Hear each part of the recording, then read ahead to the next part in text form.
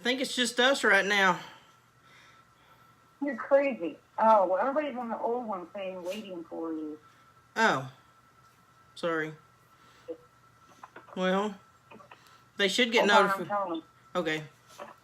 You start a new one. Yeah. Well, there was no way to, I didn't know how to go live from what I did. That was just kind of a, hey, get ready, I'm going on at 9. Right, but that's where everybody's at. Oh, okay. I started a new one. Sorry. Hi, Sissy.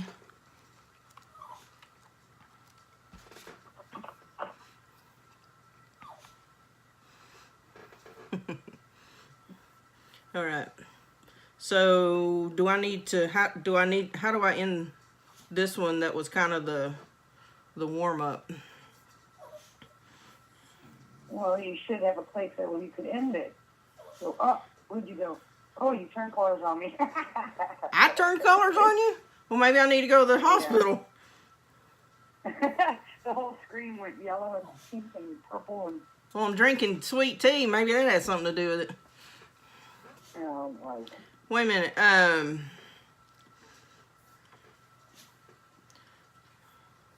Okay, hang on. I can't see mine because the phone thingy's in the way.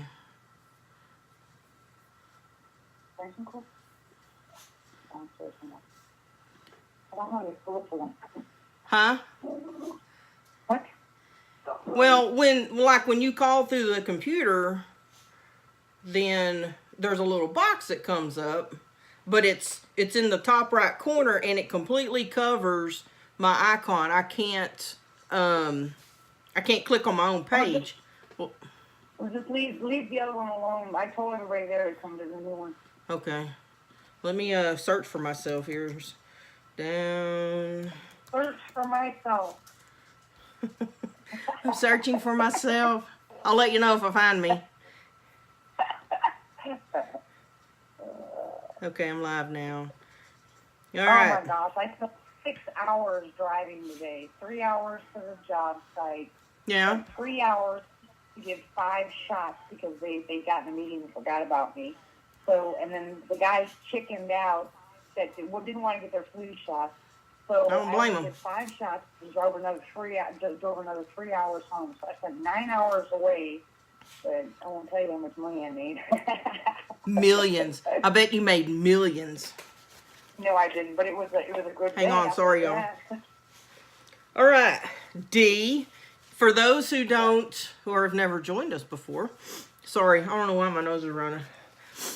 Maybe I'm just. It's because you're drinking iced tea. It's not just any. It's Chicken Express sweet tea with extra ice. Whatever. Oh, so good. I'm bringing some up there. All right. For those who have never joined us before, I do not do like podcasts, so I'm just a member of our little Wood Booger chat. And Dee and I like to get on this and start gabbing. So, but she went to Honabi this weekend. Honabi. Same thing. It's apples and oranges. But she went to Honabi. You're saying nubby. You're saying ho-nubby. It's Honabi. Honabi. No, Honabi. Sissy, we need a official interpretation of the word. How's it enunciated? But anyway, enunciation aside, Lady in the Woods went with Kevin from Glagland, and they went up to Honabi. See, I'm letting you say it, then I'm going to say it. And, but anyway, we're going to hear about their weekend. I don't know why I'm sweating all of a sudden. Hot flashing, I guess. So, if you don't know me, I'm downrange 217. My first name is Lisa, and so welcome to my channel where D and I like to jibber jabber jibber jabber. So anyway, D, tell us That's what. how the weekend went. No. Okay, well that's the end of it, y'all. That was 5 minutes and 36 seconds of anticipation that just went down the pooper. So I had so much fun, but it was a rough weekend. yeah. It was a really rough weekend because that guy Kevin was really sick. He's really sick, and anybody who watches or has listened to his show, they know that he had surgery. They gave him the wrong blood. He's got 3 terminal blood diseases. Right. He had a stroke. His one eye works. He's allergic to absolutely everything. He's diabetic. He's got ulcers. Right. You know, he's got a lot of medical issues, and I brought all the medical equipment with me down there. It's a good thing I did, including oxygen. I just had this suspicion. I told my husband, I said, give me one of your oxygen tanks, and thank God I did, because Kevin will tell you, you know, that without it, he thinks he would have died. Yeah. But, I didn't realize he was so bad. I turned around, we were talking, setting up camp and everything, and someone stole my parking spot. I was so mad. Anyway, and all of a sudden I turned around, looked at him, he was gray. Oh. He was gray. That's scary. And I was like, holy crap. And Right. that kicked in. So I covered everything else, got him laid down, put oxygen on him, checked his blood sugar, slammed him. It was only 67. Slammed him with a bunch of sugar stuff, and Right. and kept him warm. Covered him up, kept him warm, and he came out of it after about 20 minutes, and he was fine. So breather there. Right. We met. Well, I knew some of the guys that were down there that had took my spot, because they were there last year when that thing happened I told you about. Mm-hmm. I was parked in my truck looking down there towards the tree line. Right. And there was a guy in a tent, and he kept coming out of his tent with his, he had a little lantern, you know, it was one of those solar-powered lanterns. Right. And he hung it on the inside of his tent, so you could see him in his tent while I was sitting in the truck, because we didn't tent that weekend. Anyway, but every once in a while, he'd zip it open, and he'd come outside and look around with that flashlight or that tent set, stupid lantern. Yeah. And then he'd go back inside. Well, after doing that 3 times, finally he just packed everything up and moved he actually grabbed the corner of his tent and pulled it across the yard away from the tree line and reset it back up. And I just laughed like crazy. I thought it was hysterical. So this year I said that's where I was parking. Right. So because we got there late, somebody had taken my spot. So I was going to go up and ask them if they could kindly move over, and it ended up being a couple of guys that I knew, Right. you know, from there. And so they said, just join us. So it ended up we had about, I think it was 8 to 10 people that all joined us on that tree line. Mm-hmm. And then the night started out, I mean, it got dark. He wanted to go meet some people, but he couldn't walk that far. Right. So I drove him down there. He met M.K. Davis, talked to him for a while. And then we came back, started to grill and eat.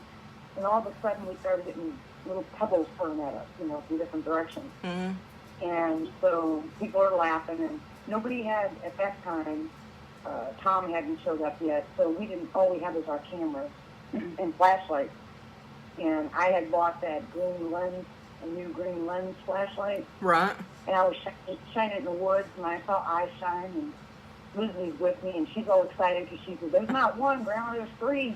So she's walking down the other end, couldn't walk too far. But where was the eye shine at? Was it like, were they standing up? Do you think they were squatted down? I mean, how high up off the ground was it?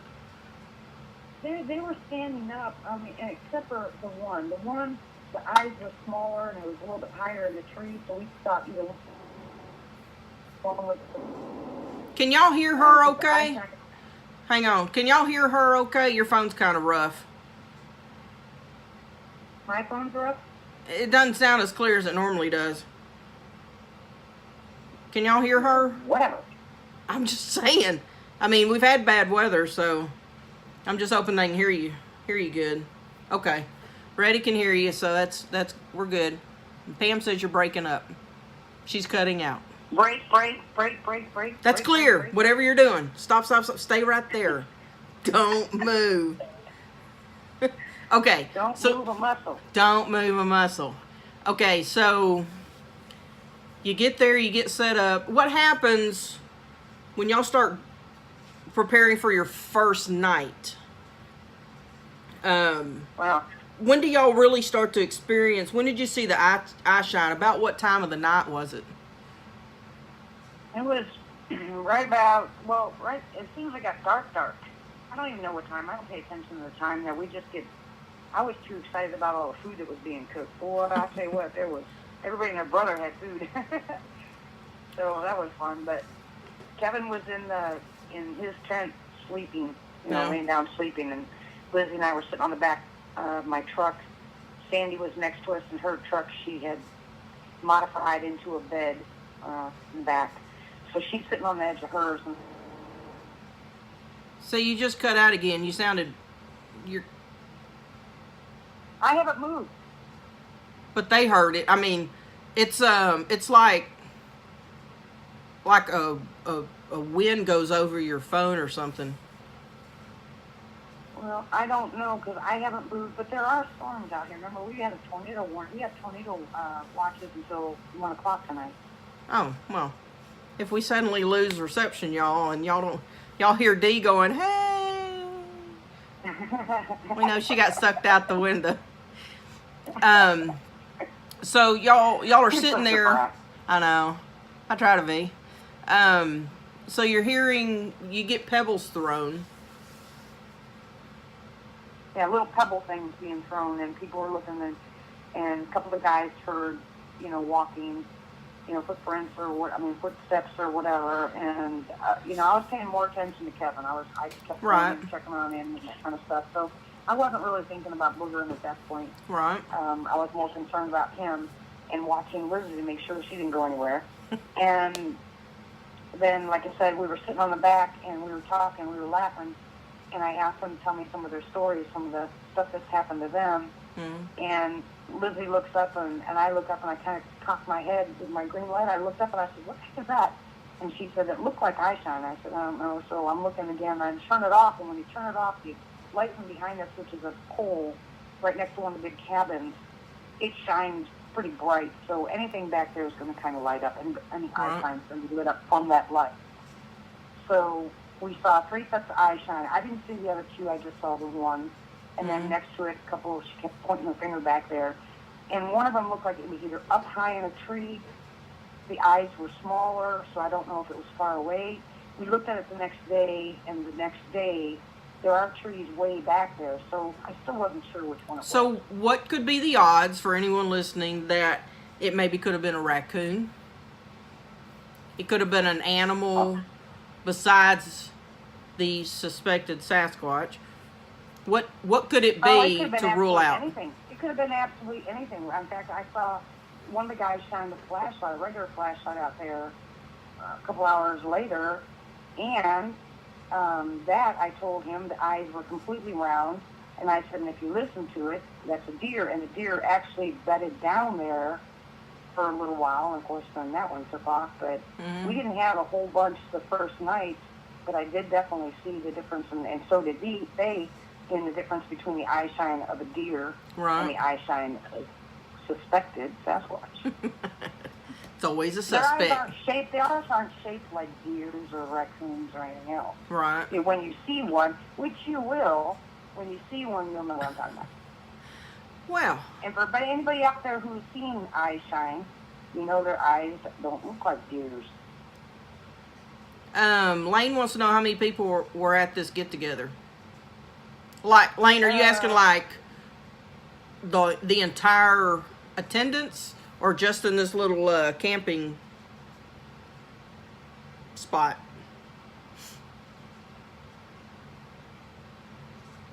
In our little camping spot, it was, at any given time, anywhere between 8 and 14, but I think that when we ended up, it was 8. Yeah. Because a couple people went back to their tents, that little get-together for, quite a few hours. 8 people. Yeah. So, the rest of the night, now, did y'all sleep in tents or did you sleep in your truck? We all slept in tents. Okay. You Barb? want to sleep in tents out there. You don't want to sleep in your truck. You don't want to miss getting the tent pulled or Oh, well, yes. smashed down or... Oh, yeah. I mean, that'd be the highlight of my day, to have a Bigfoot, like, yank my tent and, sling it or something. Yeah. Oh, absolutely. I know you would. Yeah. Barb wants to know if the Cryptid brothers were there. I don't know. She doesn't know, Barb. I don't go into the conference. I don't go into the conference until it's all over. Then I go back in and talk to the people that I know. That's it. I don't go to the conference. You don't listen to any of the speakers? What? You don't listen to any of the, like Lyle Blackwood or any of those guys? Really? Uh-uh. Oh, I'd love to listen to those guys. I'm not sitting there for all that time. And besides, let me tell you something. Lizzie would last about 5 minutes and she'd be gone. Right. We don't sit still well. We go everywhere. Yeah. Well, I mean, I guess that's the beauty of the conference, is you can do anything you want to. The speakers are there. You want to go to... Yeah, if you're interested in someone who's showing up like MK and you want to hear his story, most of the things that he tells you, he's going to tell you on his channel anyway. But right. If you want to go in and listen to him and see some of the new stuff he has, and one of the guys that was there, right there in Honabi, he had casted 2 prints, 23-inch, 2 perfect prints in the mud right before we got there. I saw on Facebook some guy casted a track, and the track came out beautiful. I mean, he did a very good job of doing the casting, and when he pulled that sucker up, I'm like, wow, that's a Bigfoot. Yeah. Like, yeah. Singular, like, that's a Bigfoot, Yeah. Yeah, when he showed me that print, I was like, where'd you get this? And he said, down there at the mud hole. And I was like, oh my gosh. I said, when did you get it? And he goes, yesterday. And I said, dang. I mean, that thing was massive. It was perfect. I mean, it was big, like my metal art thing that I held up that other week. When I held that up, I mean, it was just, this thing was, I was impressed.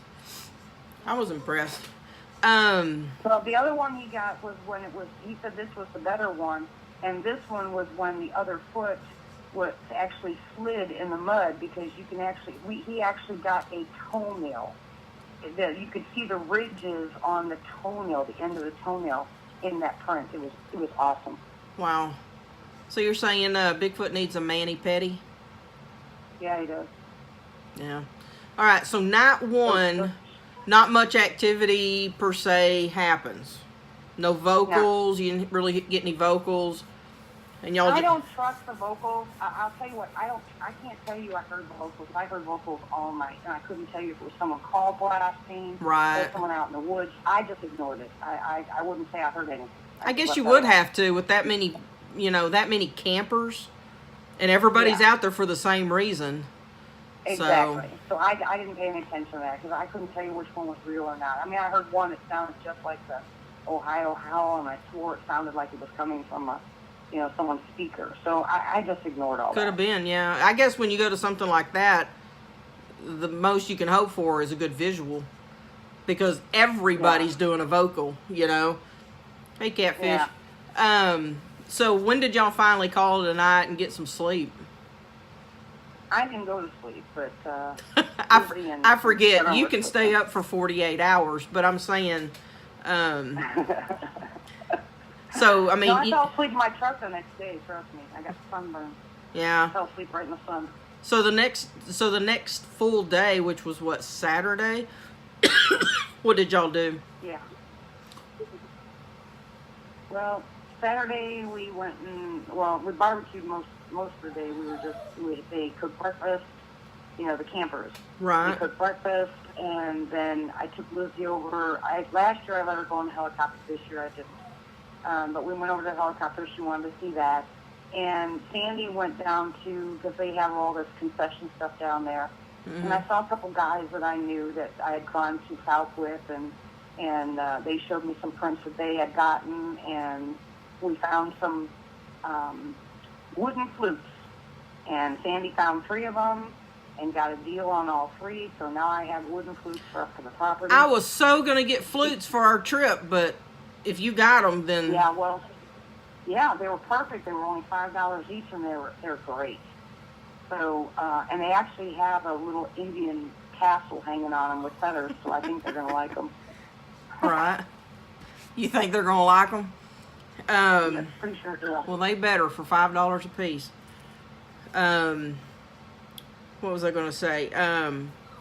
So when did you have that specific activity that you told me about that ran? That was Saturday night. Okay. That was Saturday night. Tell us about that. About what? Do you know what time that was? That was 1:30 in the morning. Okay. So take us to what's going on. Everybody's up. Everybody's sitting around. I mean, draw the picture for us. Okay. Well, before that, this is before 1:30. Okay. It's dark out. We're all sitting by the campfire. A friend of mine, Tom, who was with Sooner Sasquatch, he showed up down there and said his knees were hurting, and instead of going back, he thought he would come and see if I was still there, and see how we were doing. So right. We stopped by, and we told him to stay with us, because that way, because we're not going to go out squatching. We're going to just sit there. Right. So, and I said, they'll come to you, so this is the perfect place to be. Right. So anyways, he brings a FLIR, right, and he teaches Lizzie how to use the FLIR. And this part was hysterical. I was laughing so hard. He also had a really expensive parabolic mic, which worked fantastic. Right. Everybody got their chance at trying that one. But Lizzie's on the FLIR, right, and she's looking around. And she's actually kind of moving people, telling them, go this direction, go this direction. And all of a sudden, one of the guys in the back says, wait a minute, what's that in the tree line? And everybody gets up and they look, and you can clearly see when Lizzie was using it that we had clothes on. When we walked by, you could see our clothes. Right. Complete separation, but they were close by. Right. This guy is far away, probably about, I'd say 200 yards away, and he's staring from the tree line. He's standing at the tree line, staring into a tent. So everybody gets real excited, and it's all one color. There's no separation clothes. Could be a streaker. So everybody gets real excited, right? And they're all watching, and 2 of the guys say they're going to walk down there, which is, stupid if it actually was a squatch. But as I'm watching it, I noticed that every couple seconds this squatch brings his hand up to his mouth. So I said, hey, y'all, this squatch is smoking. Smoking a cigarette. Right. So they looked and they said, yeah, what is he doing? I said, it looks like he's smoking a cigarette. And that was hysterical. So by the time the guys got there, right when they got, I would say maybe 50, 60 feet away from it, it sat down on a bench. It was a guy. Well, I was thinking to say, I'm like, unless that's a really sophisticated squatch, it's probably a naked man who thinks he's all alone. Little does he know, y'all are spying on him with a thermal. Lizzie was in her glory. Lizzie was in her glory. No, he was in his glory, and he was in his birthday suit, thinking he's all alone, and y'all are spying on him. The thing was, he was so far away, you couldn't tell his clothes.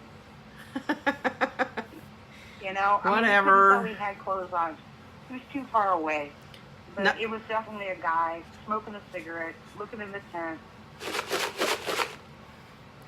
Poor guy. That was funny. Did y'all tell him what you did?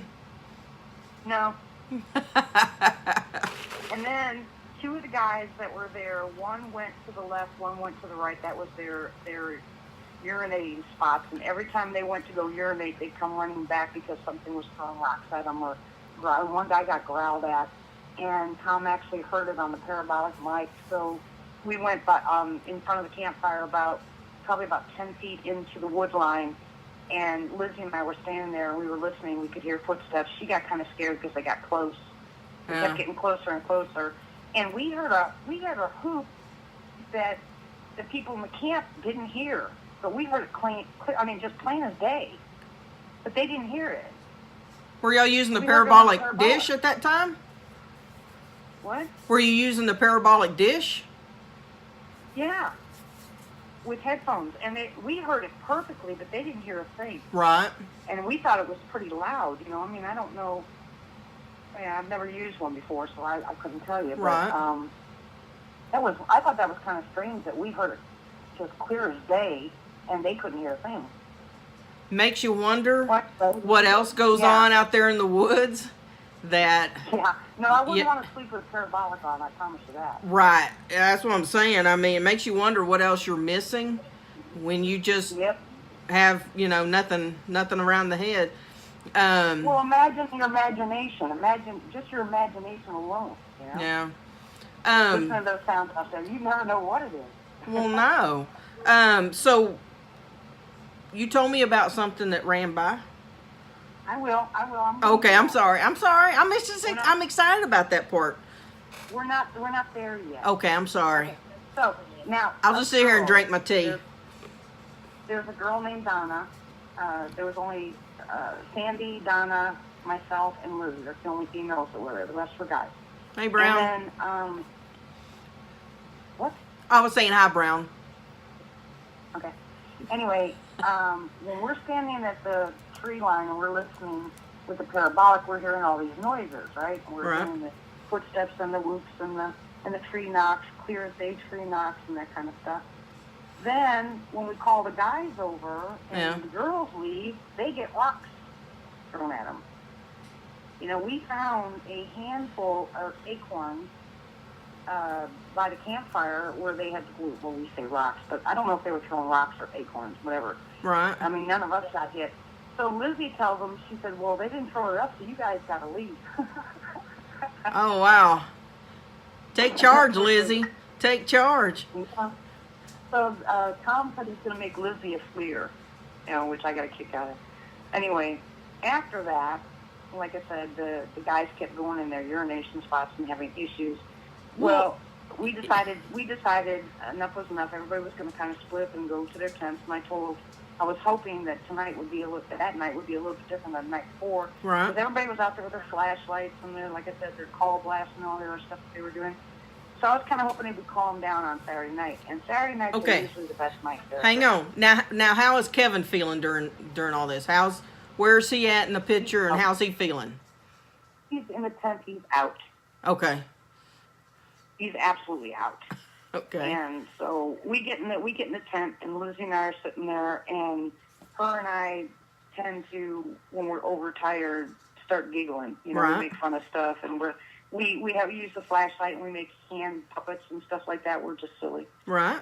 And Kevin wakes up, and he goes, "Will you girls knock it off and go to sleep?" And we're like, "Nope." And it started getting pretty. I thought that it was going to get cooler, but it kind of was muggy and nasty. Yeah. So we decided to open up the windows. They're zippers. Just open those, and you can see outside. Mm-hmm. And so Lizzie and I both are laying on our stomachs, and we're looking out the window. I mean, we are faced with the screen. Mm-hmm. And Lizzie says, "What's that light?" And I said, "There's someone back there with a flashlight." I said, "Just ignore him." Right. And so then all of a sudden I see this big black blob-looking thing on the end of the tent. Now remember, when we're looking out, Kevin's tent is right next to ours, and we are the opening to our tent is towards my truck. Okay. What's in back of us is the tree line. What's in front of us is the cabins and the campgrounds and all that kind of stuff. Well, that's where her and I were looking out. We were looking out that window.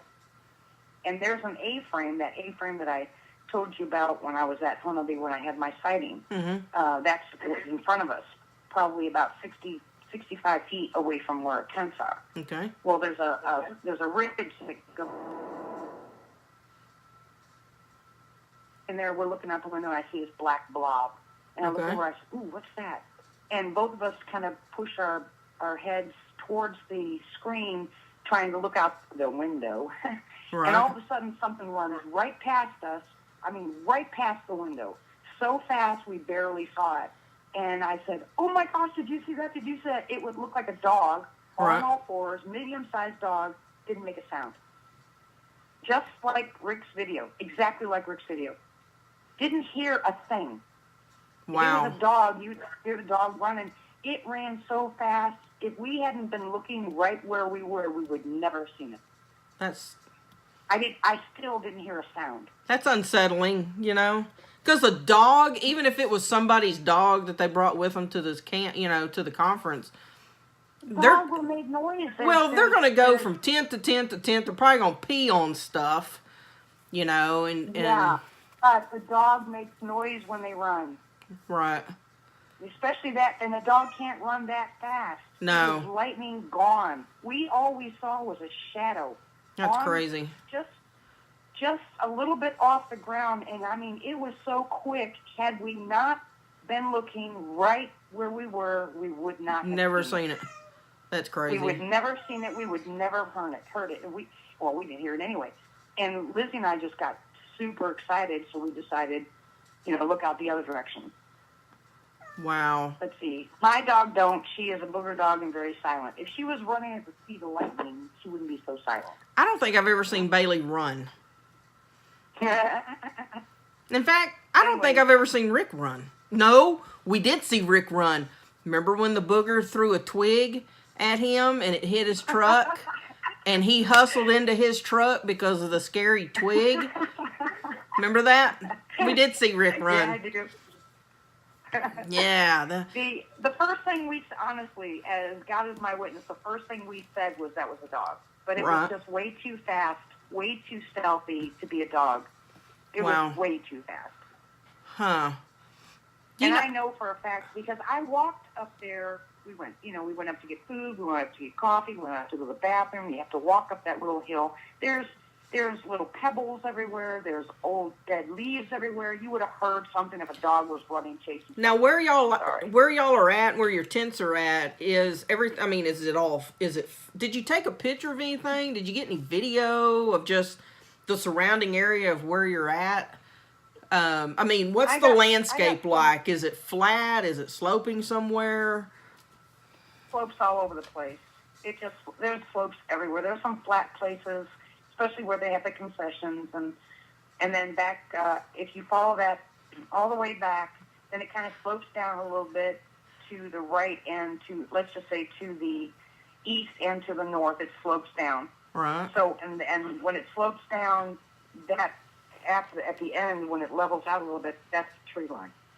Okay. That's where I like to park. So where you saw this very fast thing, was it obviously running on landscape that was flat? Oh, it was sloped. It was sloped? That's what I'm saying. Okay. Yeah, that's what I'm saying. It would have made noise. So it wasn't running with grass. It wasn't running the length of the slope. It was running across the slope. Is that what you're saying? No, the length of the slope. Really? That's what I'm getting at. I said, if it was on grass, if it was a dog, I probably wouldn't have heard it unless it had a collar or something, which the dogs that run around there don't have collars anyway. Yeah. But they have two smaller ones because the older ones died, and I saw them during the day. Right. But at night, those two, since they're not seasons like the ones that are there all the time. Right. They spend most of their time when Dad goes inside. They kind of tend to follow. The old dog, on the other hand, is the one that walks around trying to find somebody that's going to give it food or a pet. So this was just, like I said, I'm not going to swear, that this was a Bigfoot, baby Bigfoot, but I will tell you this. It ran so fast. I mean, lightning fast. It was gone. It was a blink of an eye. That thing was from one end of my peripheral vision to the other. It was gone. I mean, and I did. So you can definitely rule out your first thought, though, it wasn't a dog. And my first thought was it was a dog, but it didn't make any sense. Well, the not speed. As fast as it was, and not the terrain. Yeah. I wrote something and I didn't.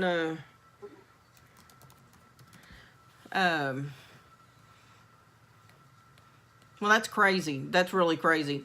So, you know, I watch a lot of, there's a guy on YouTube that I follow that apparently lives in the UK, and he must have a season pass to a zoo, okay?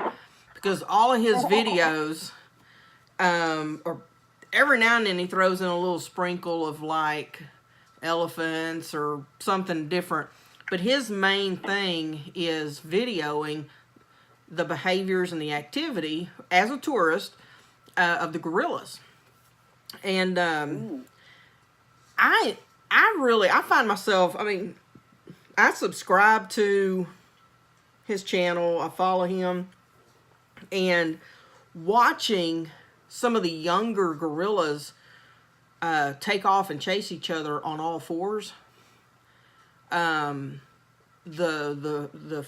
how fluid they can run on all fours is amazing. And you don't see them run on two legs.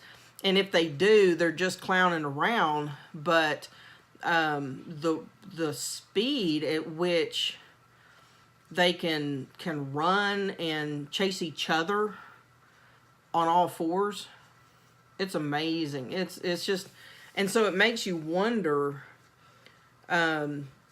That time that Kunbo was talking about, he was with somebody. They were out riding four-wheelers around a power line or something. I don't remember what state they were in. It could have been his home state. I don't remember. And there was like a family troop of these things, and they were running on all fours. And I remember him talking about how fast they were running on all fours. The Squatches were. And so I can only imagine if you saw something so fast, and your first thought, your first inclination is it's going to be a dog, but then the speed doesn't match up. You know. Yeah, it didn't. You know, you can, and then of course my brain after that went to Rick's video. You know, I didn't see that. I didn't see that until I slowed it down. Right. You know, when I slowed it down. Then I saw it, and I was like, that's exactly what I saw in front of the tent, but not standing like that. It was on all fours. It was small. It wasn't big at all. Right. I first thought I really did first think it was a dog, but it made no sense. That dog, even with his nails and his paws, would have picked up some of those rocks at that point, or slid, or... Yeah. It just didn't make any sense. Yeah. And this thing was stealthy and so quick. It makes you wonder if it being that little... Where was its mama? Well, yeah. I mean, I don't know where Mama was. I mean, that's obviously a young one. So yeah. Where? Well, then here after that is when we sat. I mean, I talked to the guys the next day, and we were sitting around and we were discussing some of our Bigfoot stories and some of their experiences. And this is the one that gets me. There in Honaby, this guy, him and his wife and his daughter were out, and he had seen something, off in this area that looks kind of, it's not really a big field, it's like a clearing, and on the opposite side of the wooded area of that clearing is a big field. Yeah. And he kind of saw something and then kind of blew it off, and they went back to wherever they were doing. Well, he turned around and went back after his wife and daughter were back at the camp. He went back, and when he went back, he started walking in that little clearing area, headed towards where he thought this thing was. Mm-hmm. Well, anyway, he said that when he got about 3/4 of the way through the clearing, right before the tree line, he saw a gray face from about the chest level up, sitting there, and he didn't think anything. He didn't know what he was looking at first. Mm-hmm. And so he stopped dead in his tracks, and now he's really trying to focus on what it is, and its head moves, and its arm moves. And he said this thing was so wide that it made him freeze. And it was a gray tawny color. It was a very strange color. And so he's looking at it. He's staring at it. Now, he doesn't know what to do because he's not going to go forward anymore because the thing, he says, is absolutely massive. Right. And he's calling it a female because he said the facial features, now he's seen them before. Mm-hmm. Okay, this is not his first go-around. He has actually seen, Sasquatch before. Right. But he said this one looked like a female. That's it, So while he's standing there figuring this out, now this thing's not moving except for his head moved just a little bit. All of a sudden he heard noise behind them, but he didn't turn around. He just stood there. He froze. All right. When he was standing there, he said he felt like, and this is, when he said it, it just kind of freaked me out because he said, it felt like it said, if you turn around, I'm going to kill you. So he didn't turn around. He just stood there, and he said he almost wet himself. He said he was shaking so bad because he's had interactions with him before. He's been down to Honabi many times, had many interactions. This scared him so bad that he froze. Wow. And he said when that feeling went away, he just turned and slowly walked back to where he came from. But he said this guy, if you should have seen the look on his face. Now, when he was telling us this, there's no way that I could have camcorded because there's no lighting. Right. But when he was telling us this, you should have seen the look on this guy's face. He was petrified. So he was reliving it. Yeah, but he didn't even see the one behind him. He just saw the one in front of him. And he said he'd never seen that color before. Now, I've never seen that color before. So when he felt that so what he was saying was he felt, I don't want to use the word, but he felt that the one behind him was telling him in his heart, let's call it, that if he turned around, he would die. He couldn't explain that. He couldn't explain that because he said, I'm not going to tell you that they did that mind speak stuff. That's the word I didn't want to use. The fear, your fear will do that if there's a person behind you, there's a person behind you. Your head's going to say, if I turn around, am I going to be in trouble or am I going to be smart, turn around before I get hit? Right.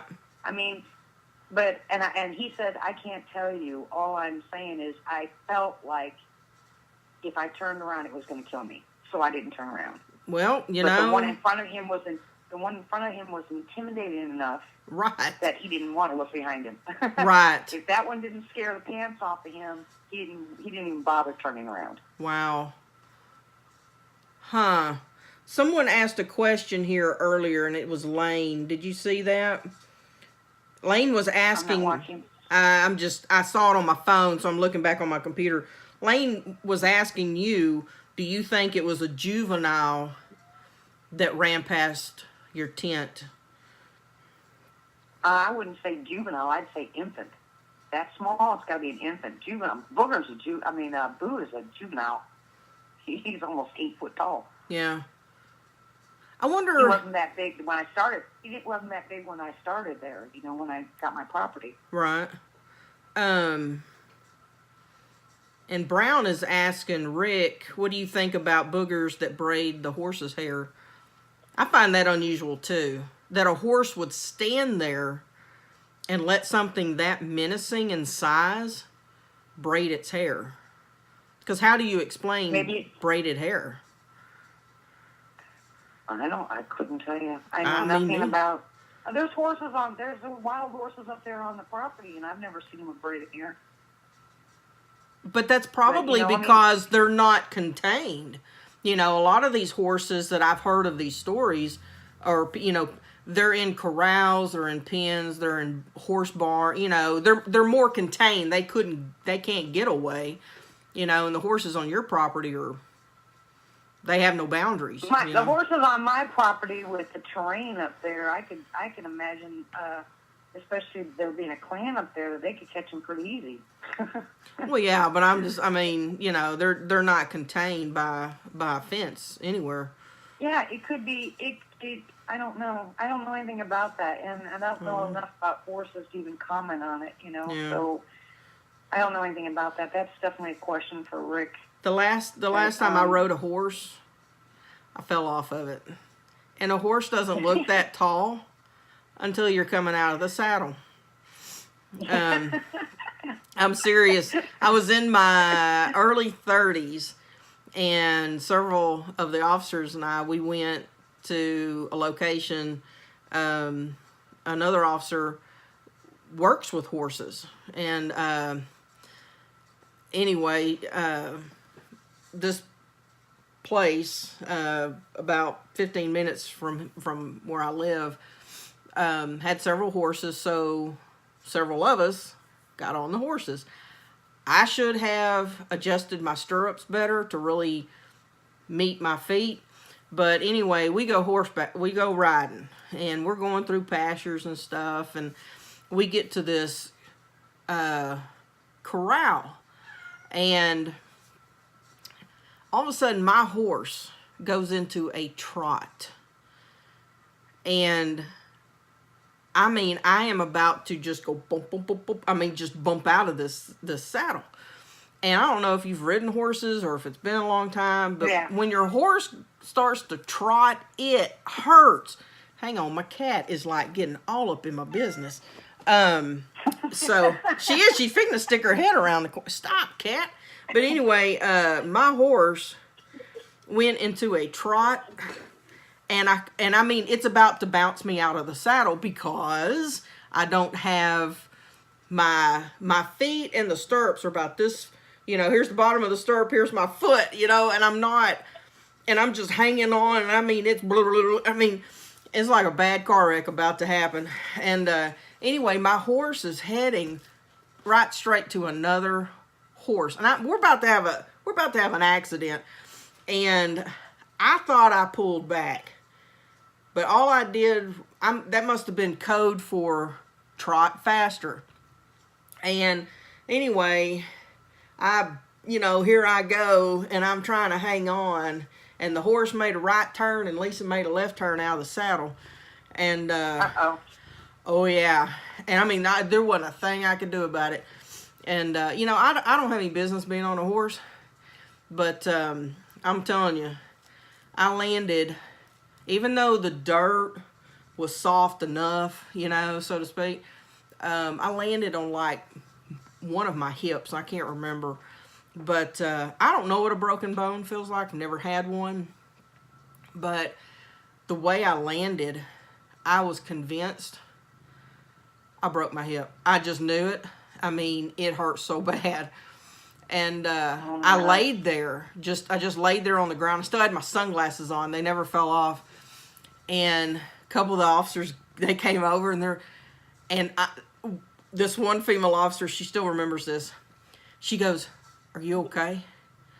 And she goes to like raise my glasses up, and I said, don't touch me." I didn't want anybody to touch me because I'm sitting here doing this mental inventory of, do I think something's broken? Because all I can think of is, how are y'all gonna get me out of here? We're a pretty good little clip away from where we started at this riding arena, at this covered, very nice pavilion. And I'm like, there's no way to get a vehicle to us. And I'm like, and I asked them later, I said, how would y'all have gotten me out of there if I broke my hip? Would you, hang on a minute, I'm finna kill my cat right here on live TV. Anyway, but I just thought, how would y'all have gotten me out of here? And anyway, they were like, we'd have gotten you out of here. And I'm like, you wouldn't have touched me? Because I was convinced my hip was broken. And it took me a minute before I let them help me get up. And then the stupid part was, I had to get back on that horse. Because that was the only way I was going to get back to where we started from. And so anyway, I'm going to tell you. Your poor cat. Whatever. She is a pain in the butt. Her name is Poot. P-O-O-T. And gosh, she's almost 14 years old. But she will get in your business, stay in your business, until you finally cave and do whatever it is she's wanting you to do for her. But like right now, it's just because I'm talking and I'm not talking to her. She wants your attention. She wants my attention. But anyway, that's my horse riding business. And I've never been back on a horse. Poor cat. Should give her a good name like Rick. Let's see. What is yours? Gray cat. Your cat's named Poot. See, she earned her name from the time she was a kitten. And P-O-O-T. I always have to spell it when I go to the vet. They're like, what's her name? And I'm like, Poot. You know, like, Poot. So, anyway. Poot. P-O-O-T. The last story I'll tell you was what Tom's friend had said. Remember, I'm sure everybody's heard of the siege at Honaby. Yep. Was he there? All right. Well, was who there? The brothers? Tom there? The brothers? I don't know. Oh, okay. I don't know who all was there. Like I said, I don't spend much time that's right. with the people that are there. If I know somebody's coming, then we'll have a designated spot and we'll all meet there and say howdy. But normally everybody goes about their business. Right. And a lot of the people that did say that they were showing up, which by the way, D. Doss didn't show up. A lot of people that said they were showing up, they had rented cabins at other places and had gone squatching. They just, I don't know. It's just everybody's in the woods at that time, I guess. So right. People are a little bit more patient with them, I guess. I'm not sure. Anyways, I don't go out there. I just stay, on the property because there's a lot going on there, especially if you're quiet and especially if you're on the wood line, tree line. So anyway, the guy that, Tom, that last night had sat down and told us. He said, remember the siege at Honaby? And I said, yeah. And he said there was another incident almost identical. And he went out after he had told us the story, and he was gone for about an hour and a half trying to find the guy whose property it was. And I was wondering, because I remember telling the story about this lady whose husband, was away all the time, and she told her husband, either you sell the property, or I'm leaving. And they finally did put their property up for sale, even after the Sasquatch had told her in her head that they didn't mean her any harm, that they weren't going to hurt her. She said she didn't care. She was still leaving. Right. But this guy, but Tom had said that the husband had been gone for quite a while, and when he came home, his wife was absolutely freaking out. And so him and a couple of his buddies went out that night with guns, and they just started taking pot shots in the woods. Every time they heard a howl or a grunt or anything, they just started shooting. And he said that the police had been called out there quite a few times, and everybody out there knows that there's, Sasquatch around. So you can talk to any officer, and they'll tell you. And I guess it was basically the same thing as Siege of Honaby, where they believe that they shot one and thought they killed it, but when they went back to find it, there was no body there. But he said it's happened more than once, and so I tried to get names, but he said I didn't want to tell anybody, because we thought he was going to show story time. Everybody goes up there and tells their stories, and he said he was going to, so that's why Tom took off to go get him to see if he was, at story time. Right. But apparently he wasn't there, or maybe he'd already told his story. I don't know.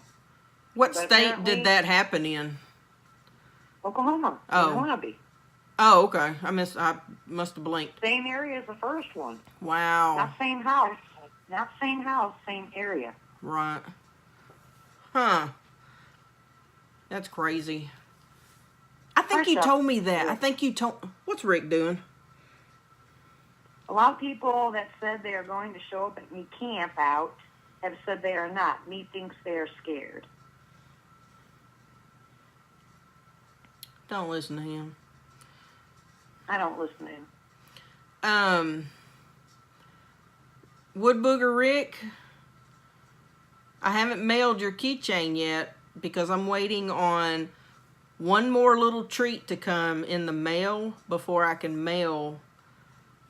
I'm not going to show him, D. I'm just going to... Should I show him just the box everything's in?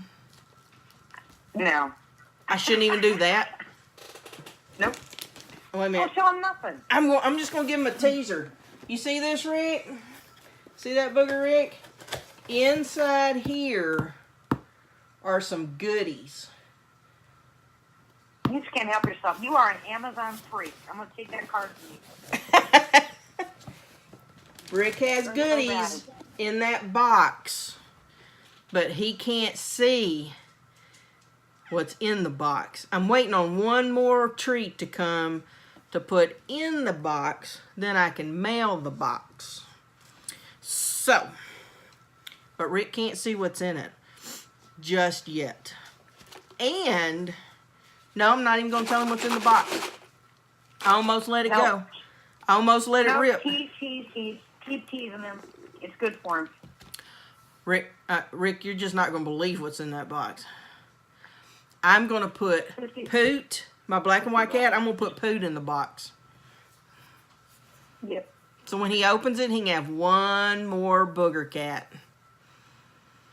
And she's fixed, so it's not like she's going to have any more booger kittens. She's never had any booger kittens.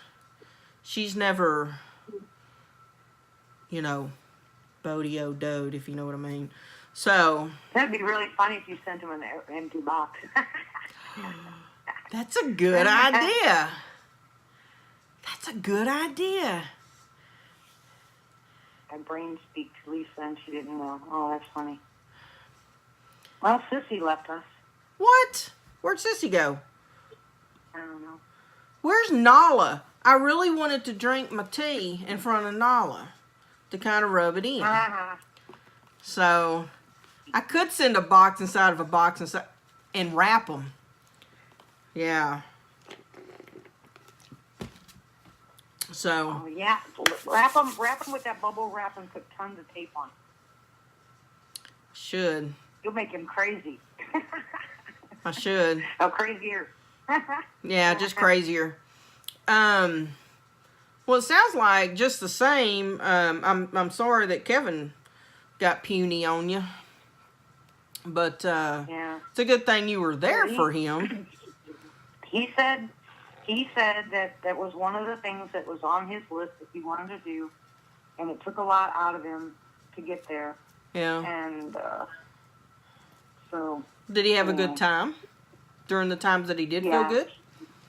Yeah, it took him a day to recover, but when he did, after he got back home, he got on live, and he said that it was, he felt bad, but I told him not to feel bad. You just look at respite care or something like that. He got a day of getting spoiled by me and Lizzie. Well, just know that if I suddenly get ill, you're going to have to take care of me too. So, for those who are watching that don't know, I'm going up to Dee's property in Oklahoma next month, the 5th, 6th, and I'll come home on the 7th. I'm going to kill this cat. I'm telling you. She will not move. Move.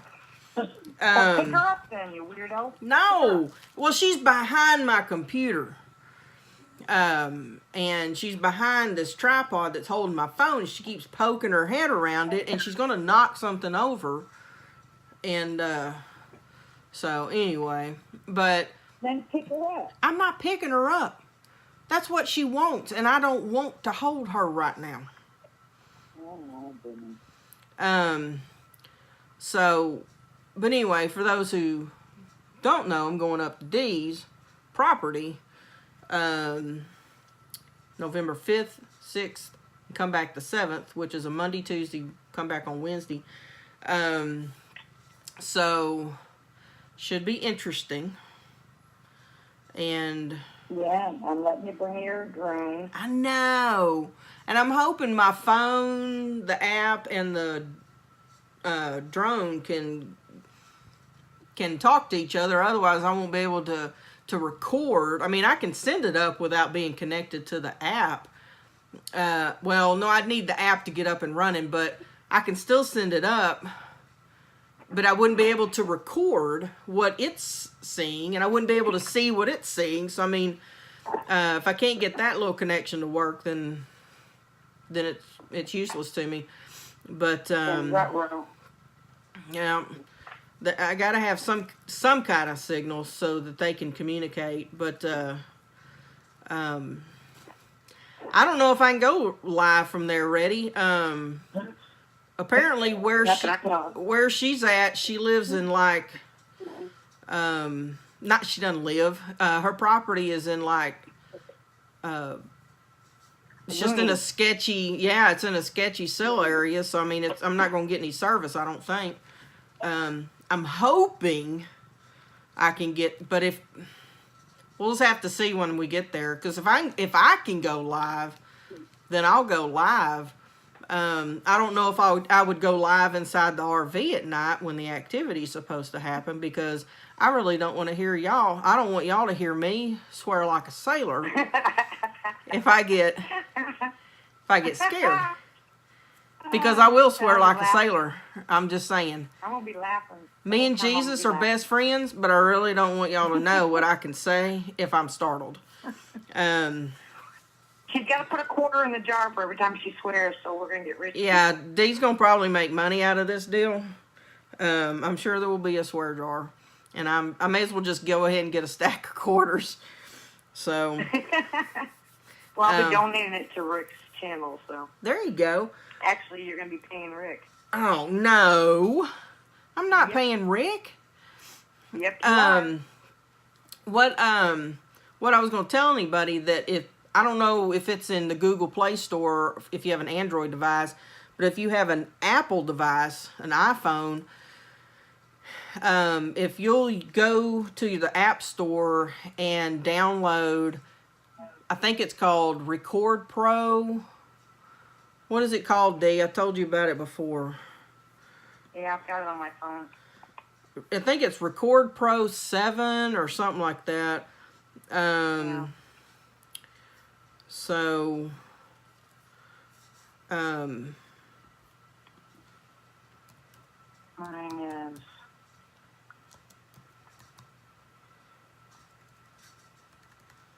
But you can get voice recorder, and I was trying to tell... Is that it? Voice Record Pro? Yeah, it's voice recorder. And all I do is I put my, you can put your headphones on and hit record, and you can hear everything. Well, and the thing is I can't verify that that's what it is, because it's on my phone, and we're doing this from my phone, and it's not on my laptop. But and my iPad's in the other room, so I mean, I'm not getting up. It's not that important to me to tell you, but if anybody wants, because what I did was, I was looking at getting a digital voice recorder to take up the D's, and so, and I have one, but I don't like the audio quality on it. So what I did was I got into the App Store on my iPhone and came across this app. It had good reviews. So what I did was I switched over to video on my phone to use audio. And my big dog Charlie, was outside barking. So through the window, I hit the video on my phone just to use the audio. And then I stopped it, used the app, and there was no comparison. This app picked up detail and sound unlike anything I've ever heard before. And so I'm excited. I'm not even going to spend the money on a digital voice recorder. So my plan is to tape this phone to the wall with some gaffer's tape next to the window that you want to put me in front of, and just let it run all night. I'll plug it into a power source that I'll bring and just record audio. And if I do fall asleep... Yeah, you're sleeping by the only 4-foot window we have. Well, that's good news. So, yeah, well, if something fills that 4-foot window,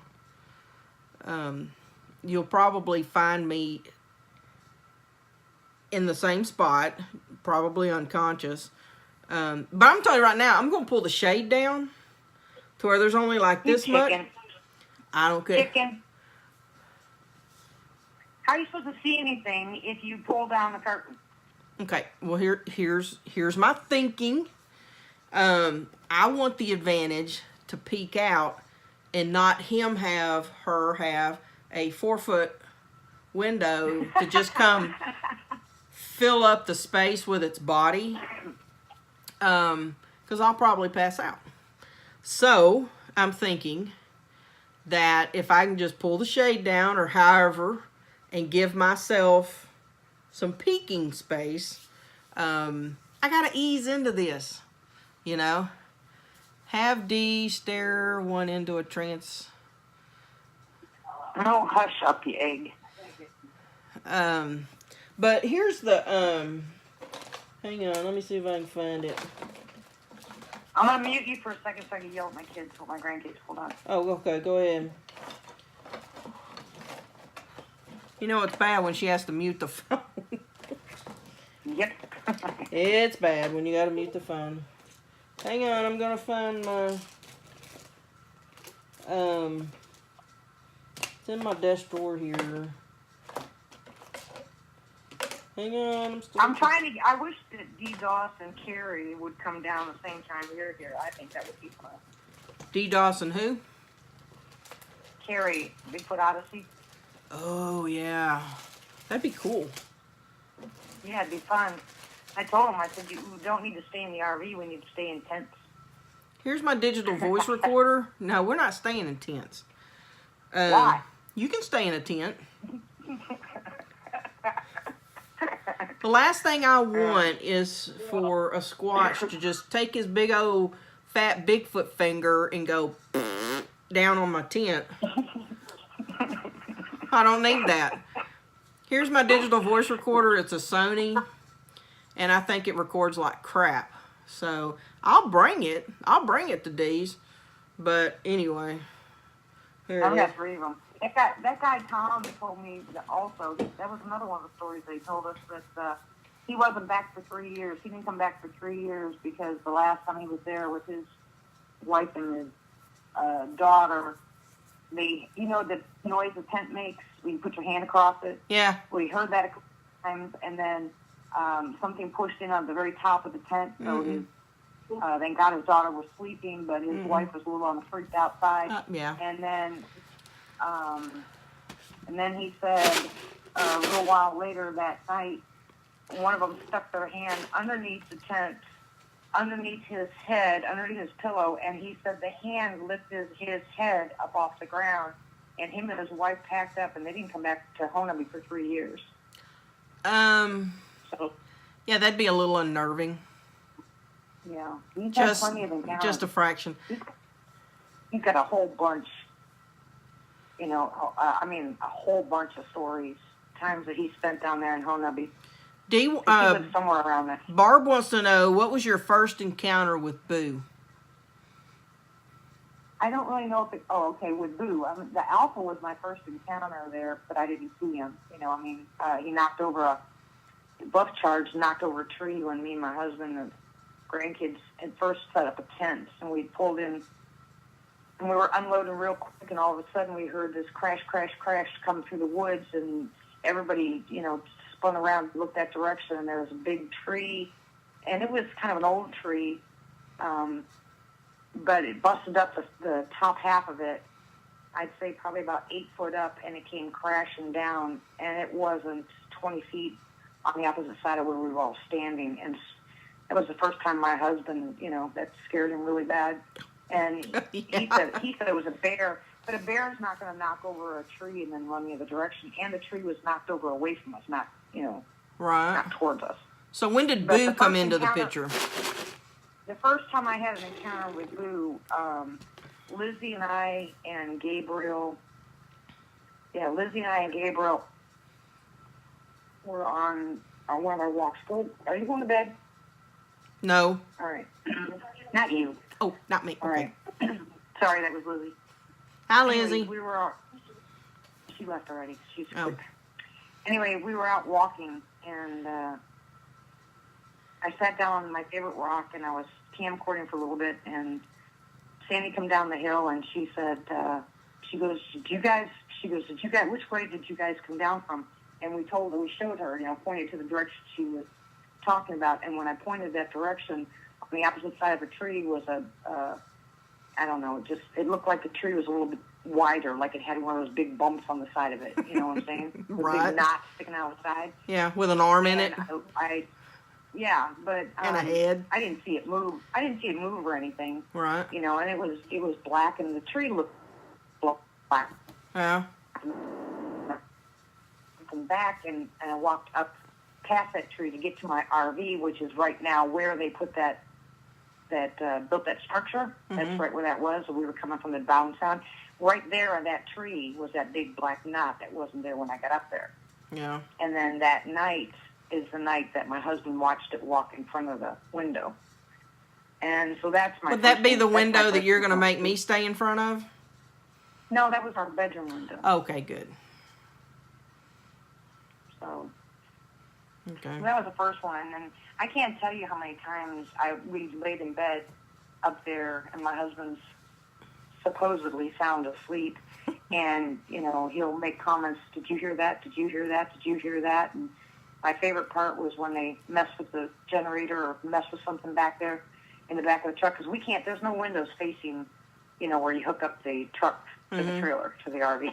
Right. So we can't see what's going on back there, and it is hysterical because they love playing back there. They like my black truck. I don't think they like my gray truck as much because they can't write on it. But, well, let's hope they don't like the white truck that comes up there.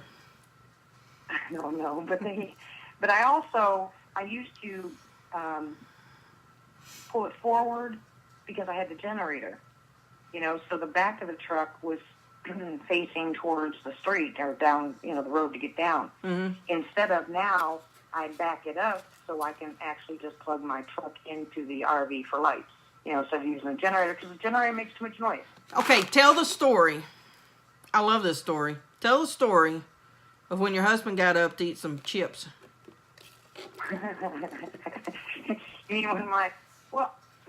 Before that happened, let me tell you, this was the funny part. Before we got the RV, we were in the tent. We were laying down in the tent, and we had 3 tents before that. One was for Sandy, one was Denny and the boys, and then the other one was for me and the girls. Mm-hmm. And we just left them up there, because we were up there almost every weekend. So we had come back, and Sandy had taken her tent down and put it on her end of it, because she's about 150 yards down the hill from me. So she had taken her tent down there because she wanted to, bring her stuff and put it in it. So that left the 2 tents. So we pulled up, and one tent was totally destroyed, and I mean just totally destroyed.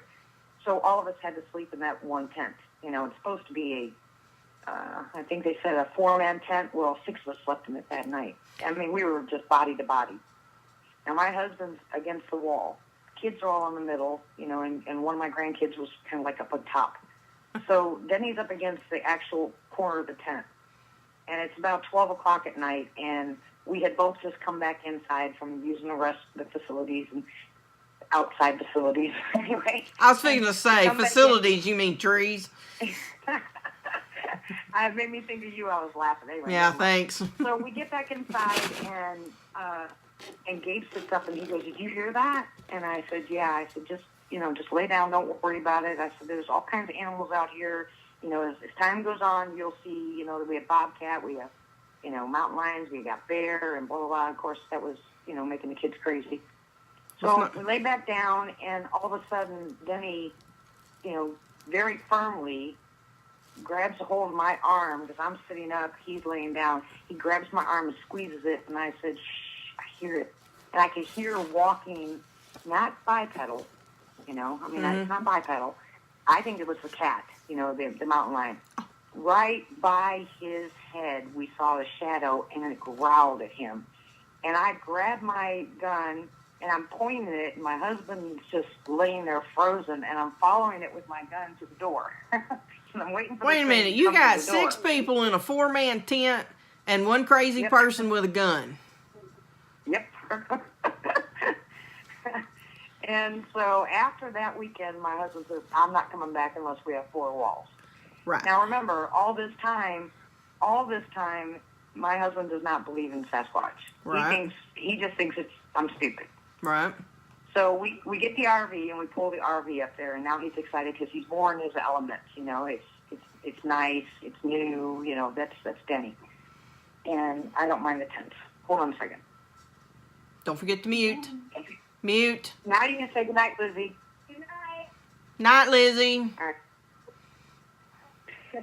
Anyway, so we're in the RV. This is the first night, by the way, that we're in the RV.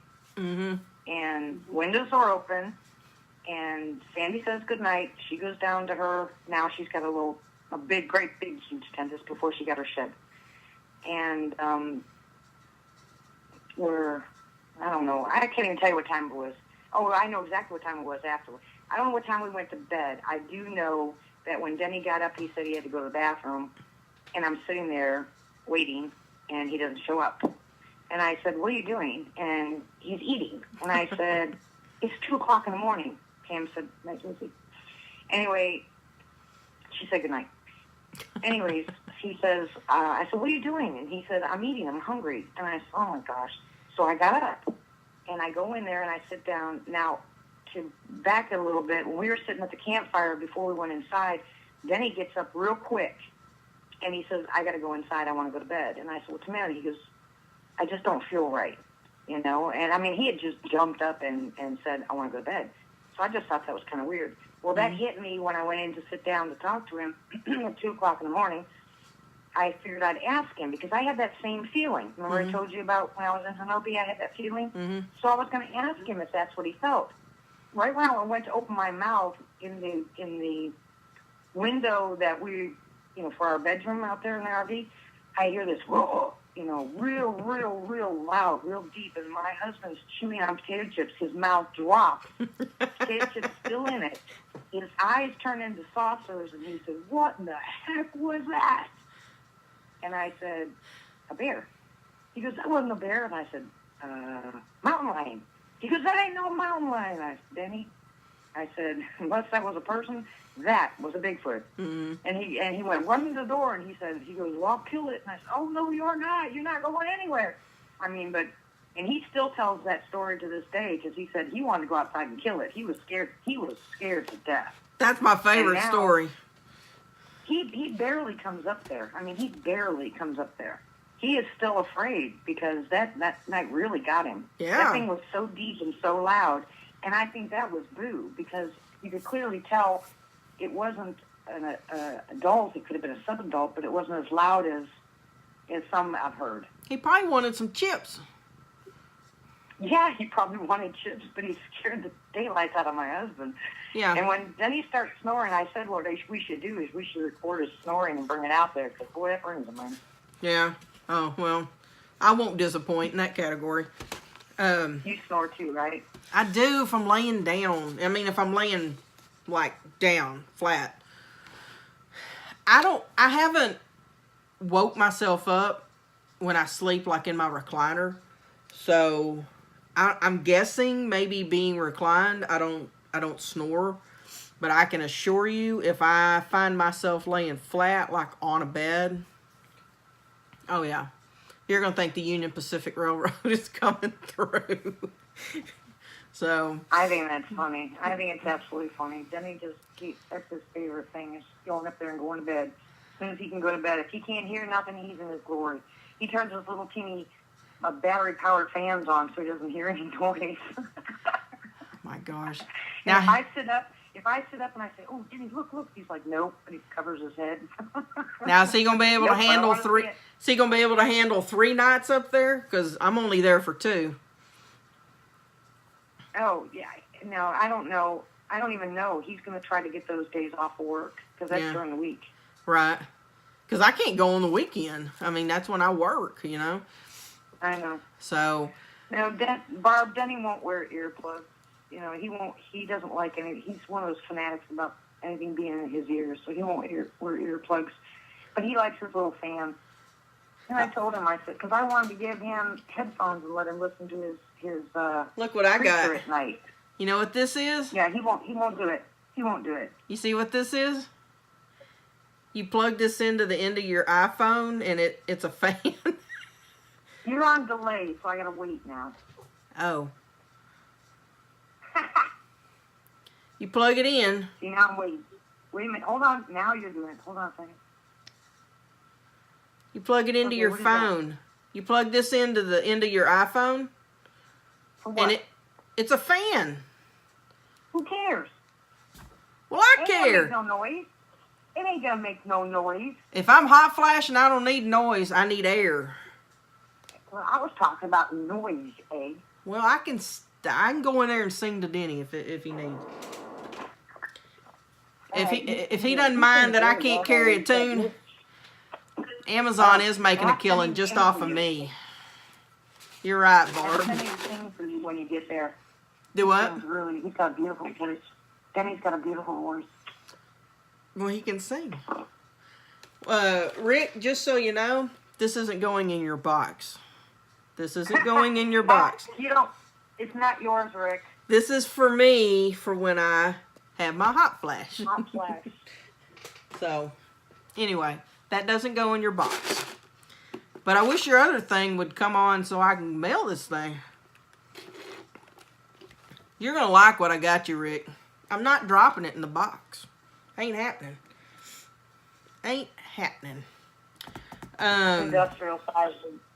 Do what? He said industrial size, please. Yeah, well, yeah. This one, what's cool is, yeah,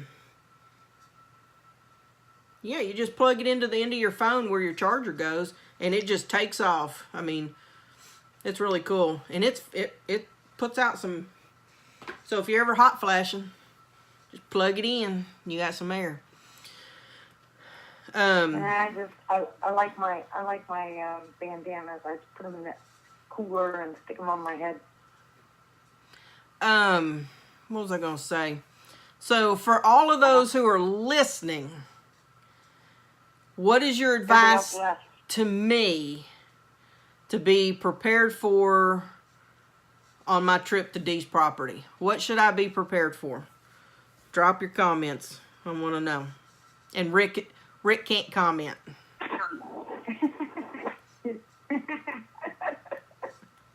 Thanks, Brown. You're just lucky. You're just lucky Mr. Wells is here. He is here. Oh, don't encourage it, Dee. You're the one who gave him a wrench, you goofball. Oh, I know.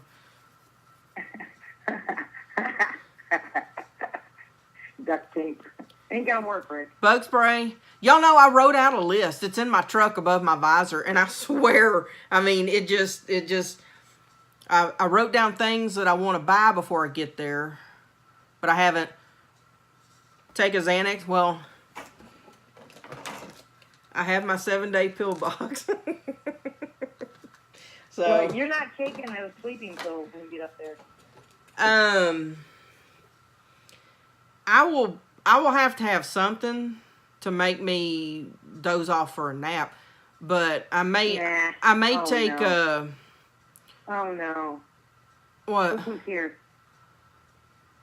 I got the swear jar, Ronnie. Yeah, the swear jar is going to happen. Extra underwear. Ricky Wells is here. Hang on. Brown says I need to bring... I do probably need to bring some extra underwear in case I have a code brown emergency. Thankfully, there is a creek nearby, so I could always just kind of do the natural wash. Okay, it's not nearby. I mean, you have to drive all the way to the bottom. Oh, I'm telling you, if I mess my shorts, I'll find that creek. No, you can't walk down there. You'd be surprised what I can do. You can walk down there, but you won't get back up. I'll just take my truck. Okay, you can take your truck. You put your squishy underwear and that dirty underwear in that truck. I'll sit on a towel. I will put one of my trash bags on me like a diaper. She's got it all planned, guys. Brown says that they say when you come face to face that happens. I'm just saying. It may. No, Pam. That's what I have, Pam. She doesn't want to hear it. I'm not going to do the 5-gallon bucket. I have that worked out too. I'm thinking that I'm going to... I can't even leave her cover. Let's just say I got that part figured out.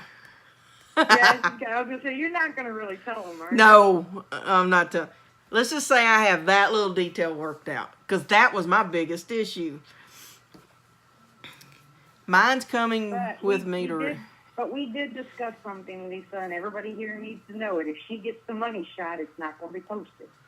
Oh, yeah. She told me that, y'all. Because I asked her, what if one of us gets the money shot and she doesn't want it posted? So I don't know how would we share that with our people? Better delete it or else.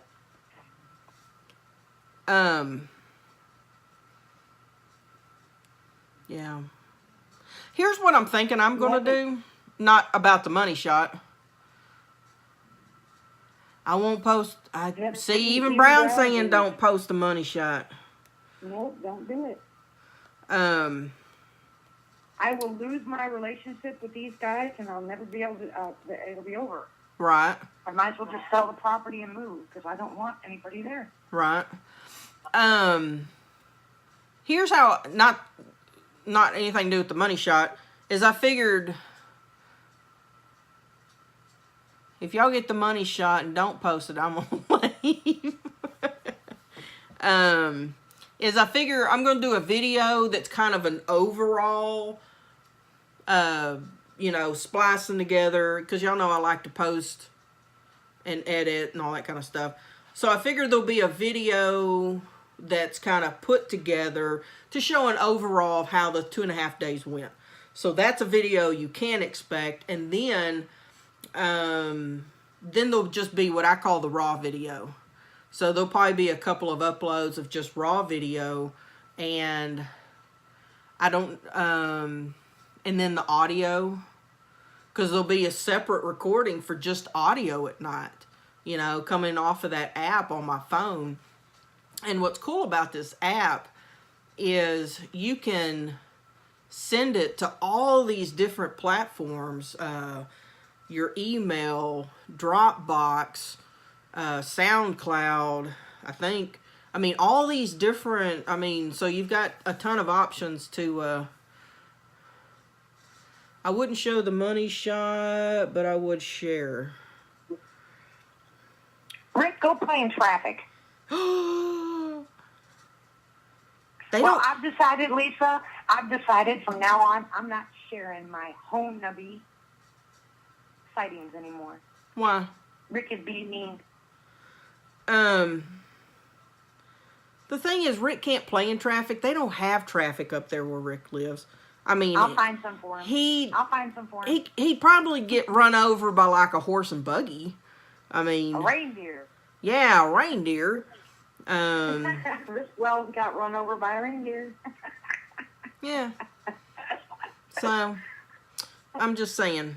But yeah, we discussed it. We had talked about that a while back, that if one of us got the money shot, and I asked her, I asked, what would you want to do? Because here's the thing, it's not my property. It may be something that I captured on video, but it's not my property. So I asked, out of respect, what would you want to see happen? And the first thing she said was, I said, could I put it on YouTube? And she said no. So I totally get that. And so it's not my property. I'm going to abide by the rules. And I'm just up there to hopefully have an experience. And but I just want to take in the area, the land, the woods. I want my senses to be heightened. I want to be able to just use my hearing more, and listen for something that doesn't sound right. I really don't want to step on a snake. Keep the shot under lock and key.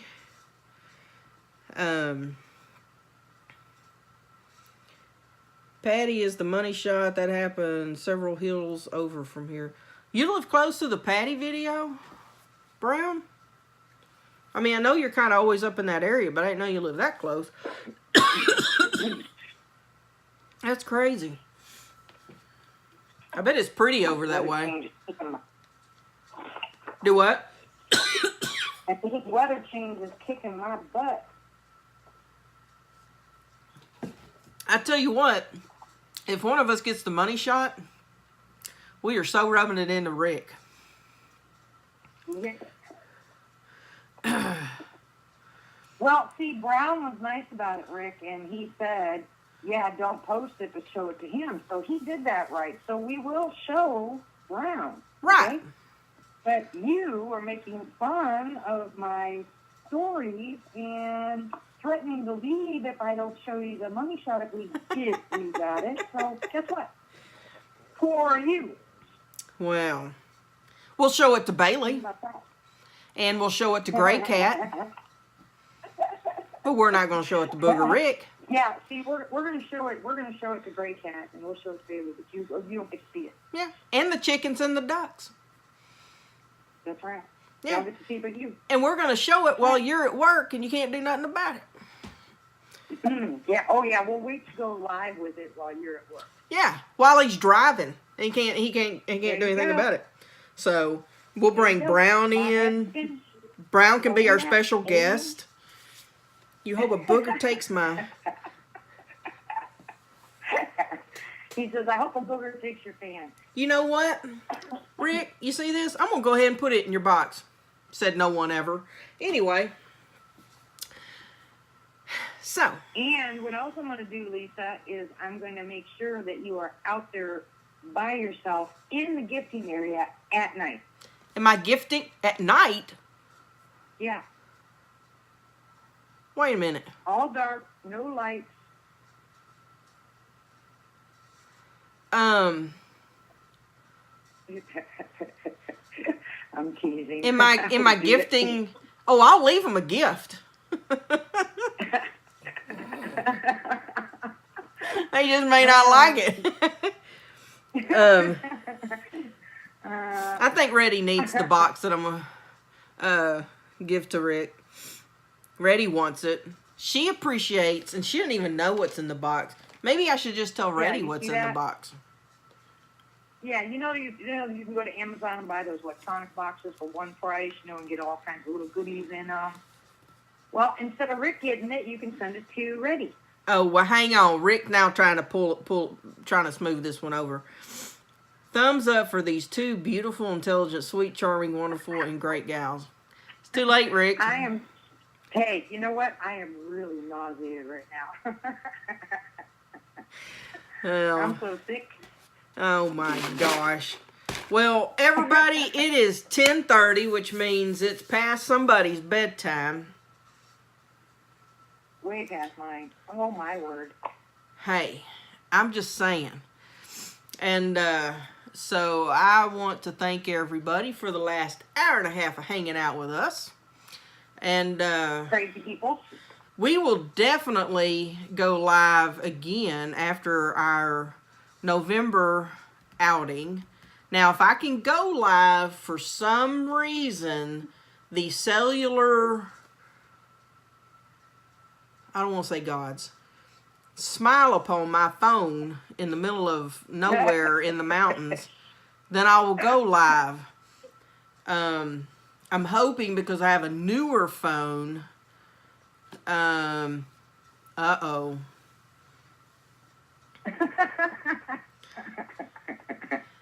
Rick got put in timeout. But, take some 5-hour energy drinks. Well, here's the thing, Debbie. Here's my plan. And you know how you make plans. Because I've already told Dee, I said, now, I'm accustomed to, because I'm retired, it gets to around 2, 3, 4 o'clock, I take a nap. And that's how I'm able to stay up wide-eyed and kind of bushy-tailed at this hour. 10:30. At 10:30. Well, yeah. But that's why I have to take the Ambien, so I can go ahead and start shutting myself down. But I plan on taking a nap. And I do believe Dee said she'd take one too. Because the whole point, especially when it comes to the nighttime, is that we're going to try to stay up as long as we can during the night. Because that is... I stay up all night, anyway. Well, you stay up all night because you drink like 3 pots of coffee. I do anyway. Without coffee, I stay up all night. Yeah, well, I can't do that. Best things happen at night. Best things happen at night. Well, that's why I got to take a nap during my normal nap time. Oh, my nose, y'all. Hang on. Okay. But I am not going to sleep through it. That's why I'm going to take my nap. And then I'm sure because of anxiousness, I'll be wide awake. And we'll see. I'll see. camcord her, guys, when she's sleeping. And I'll camcord D while she's sleeping. You can't get in my room. I'll just put something up. But anyway, it's fun. I hope we could go live. No, that would be fun. Well, AT&T needs to get on the ball and put a. Nobody's taking that fan. I'm telling you right now, and that fan ain't going in your box. You said it was. I said no one ever. Oh. You missed that part. All right. Well, say good night to everybody, and you and I'll talk until you fall asleep. All right, y'all. We're gonna end it. 95 minutes of pure greatness, and we'll when is this camp out? I am going up to her Oklahoma property November the 5th, which is a Monday. So I will spend Monday night, Tuesday night, and then I'll just come back home. I don't live but what, D, 2.5 hours? Yeah. 2.5 hours from her property, so I'll come back Wednesday afternoon-ish. So quiet, Rick. And bye, Brown. And if y'all don't follow Brown Dwarf, y'all need to follow Brown Dwarf. He lives in a beautiful area of California, and always posting some awesome stuff. So, and plus he's got some awesome dreads. So cool. So anyway, we're gonna call it a night, and be looking for another live. If we can't go live November 5th and 6th, then we'll just go live after I get back. So hopefully we'll have something to show everybody, and hopefully we'll have a money shot. So, all right, guys, I'm out of here. I gotta remember how to cut this off. All right. Cut off the other one when you're at it. Okay. And as Rick says, night, y'all, and God bless. Bye.